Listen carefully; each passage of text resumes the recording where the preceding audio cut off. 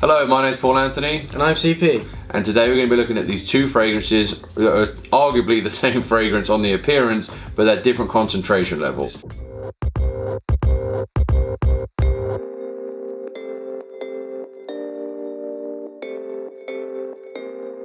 We've actually reviewed each of these specific fragrances using our Bespoke unit fragrance formula individually below on bespokeunit.com/fragrance, as well as here on YouTube, so see the links below for that. The purpose of this video is to really discuss the differences, pros and cons, who may buy one over the other, etc. So, you know, which one you should buy if you were to in the market for it. Yeah, if you're in the market for it.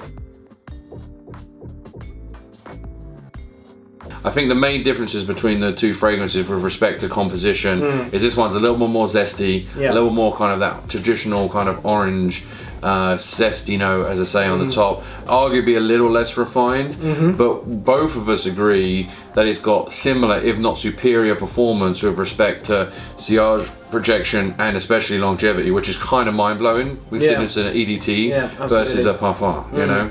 Whereas this is quite an oily, it's much more in the deeper, sort of more the bitter grapefruit, it's not as zesty, but it is citrus, and it's much more intense in that sense.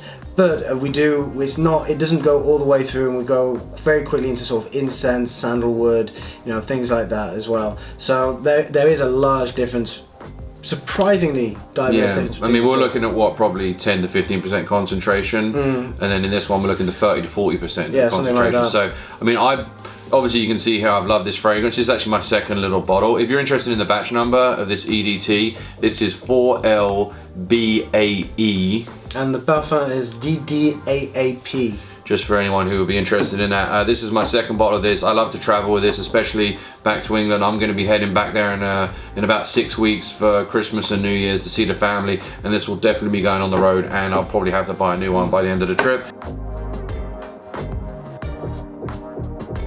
Speaking of seasonality, seasonality. Well, what I really wanted to touch on that point was don't buy a fragrance like I did in the 200ml version if you haven't necessarily tested it before. I'm not dissatisfied with this purchase, but I would have probably preferred to have spent, this is $220, this is $165 in the 200ml version, and I probably should have just saved the money and got the fragrance I knew and loved. But anyway, talking about seasonality. Well, seasonality, they are very similar. For me personally, I find them to be very milder month fragrances. Sure. So you're looking at autumn, spring, and not necessarily winter, but that's where our opinions kind of differ. Yeah, I think it's definitely a colder month fragrance for me. I know it's citrusy, which is kind of counterintuitive to a winter fragrance. However, I think it's like a burnt, you know, deep citrus, kind of like moldy wine, you know, like a tangerine. You know, some cloves in it, you know, like that kind of deep, rich kind of. It's like really surrounding fragrance. So I wear it a lot in the winter. I know you're more of a milder cold month kind of guy of it, you know. Autumnal spring. Yeah, definitely. Moving on to, I suppose, third-party feedback. I mean, I've worn this a lot more, so I've had a lot more positive feedback. I haven't had anything negative about this one, but it's definitely, I'd say overall, this one gets more compliments for me and my skin composition. I mean, I haven't worn the parfum much, but I do get good compliments with the EDT. There is a debate that I've seen within the fragrance community of people discussing between the two as well, and the debate seems about, not to the same extent of the Club de Nuit Intense Man and Creed Aventus debate.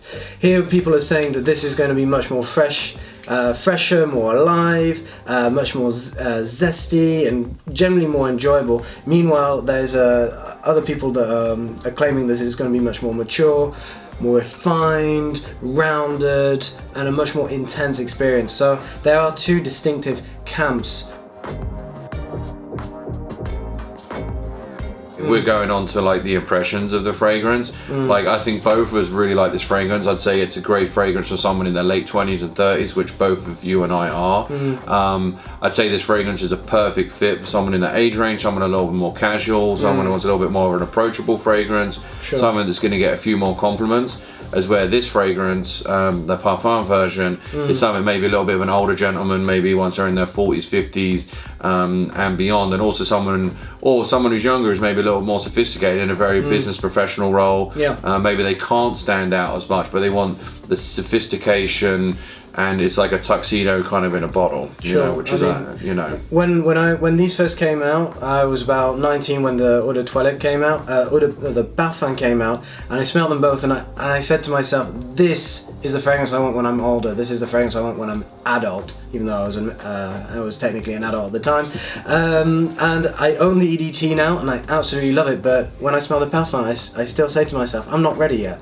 It's kind of weird. Yeah, it is. And I mean, I think, again, this is like a fascinating insight into, you know, even though it's still Terre de Hermes, like, the different compositions can make the fragrance extremely different. And I think this is the first time I've really intellectually kind of grasped that, because I've owned both fragrances now. And I'm thinking, wow, this actually does make a huge difference, or can make a huge difference.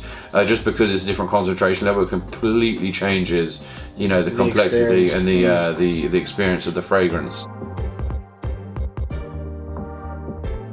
So, you know, overall value for money, well, being $165, probably better value for money for us. But again, if you're a slightly older gentleman, slightly more sophisticated fragrance wearer, looking for something a little bit more discreet but extremely refined, then that probably is still great value for money for you. And that's the kind of retail prices on those ones. For sure. Both of the bottles are effectively the same thing. This is obviously just a smaller version. And this is a more darker orange here on the base. Dark orange. Outside of that, they're identical. Yeah, pretty much the same cap, same sprayer. You know, the cross spray. Across the streams.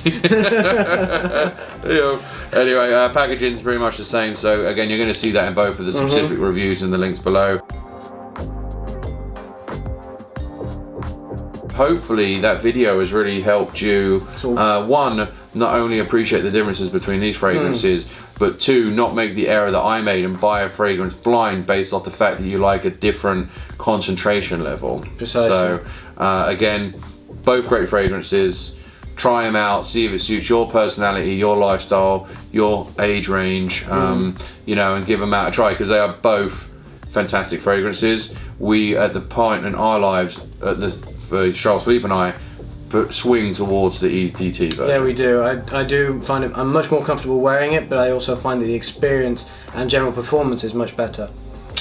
Okay, Perg, with all that being said, we'd love to hear your comments and questions below of these particular fragrances and other fragrances that you know of that have a vastly different sensory experiences between different concentration levels, as we'd love to do reviews on them and or comment on them below, and kind of let's get that conversation started. Absolutely, so, it's a great debate. Yeah, for sure. You can always check out bespokeunit.com/fragrance for many more fragrance reviews, buying guides for seasonality, as well as price points. Also here on YouTube, we like to release many videos, so you can subscribe to the channel and turn on notifications, not only within fragrance, but also other men's lifestyle topics such as cigars, whiskey, champagne, suits, shoes, and many more. Like the video if you did so. With all that being said, any final thoughts there, Charles? I think that just about covers it. Okay, perfect. Well, with that being said, my name's Paul Anthony. I'm CP. And we'll see you next time. Take care.